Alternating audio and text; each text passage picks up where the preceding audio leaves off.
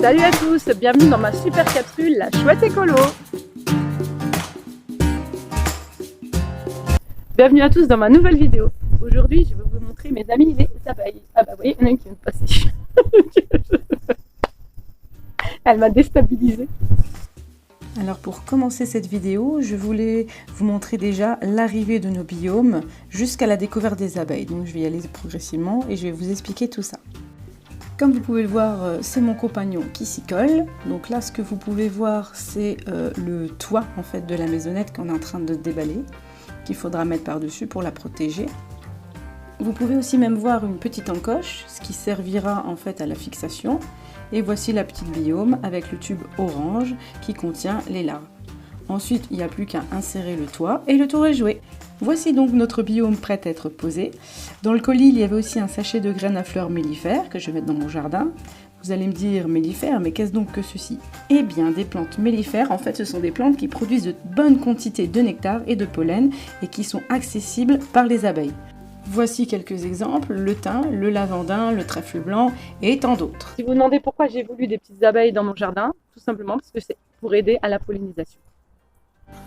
La petite maison est posée.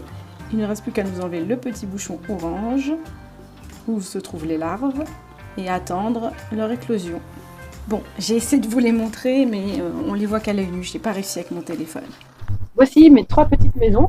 Donc, comme vous pouvez le voir, il y en a une qui est un petit peu plus vécue que les autres. C'est parce que celle-ci date de l'année dernière. On nous avait bien dit, mettez de l'huile de lin dessus pour bien les protéger. Bah, je ne l'ai pas fait. Et voilà notre toute première petite abeille sortie. Elle s'est déjà mise au travail afin d'essayer de colmater les petits tubes pour y mettre déposer leurs larves et puis les laisser hiberner donc jusqu'au printemps prochain. Il faut savoir que la vie d'une abeille rousse, d'une abeille maçonne rousse sauvage, est de 2 mois environ. Et en plus, elles ne sont pas du tout agressives. Vous faites leur vie, elles font leur vie.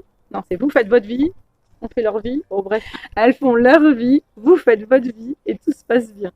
Donc il n'y a pas besoin d'être apiculteur pour avoir ces petites maisons, parce que si j'étais apicultrice, bah ça se serait. Ah, c'est tout pourri. Elles ne produisent pas de miel, uniquement pour leur propre utilisation. Ce sera juste pour leur petit bébé, tout simplement. Malheureusement, beaucoup de personnes se trompent entre l'abeille et la guêpe. Ils les confondent souvent toutes les deux.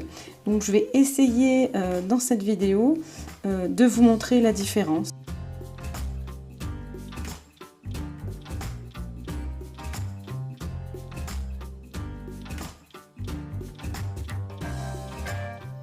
C'est bon ou c'est pas bon? Et pour finir, voici le travail de mes petites abeilles.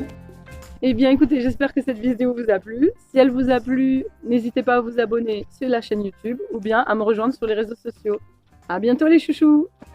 J'ai perdu ce que je voulais dire.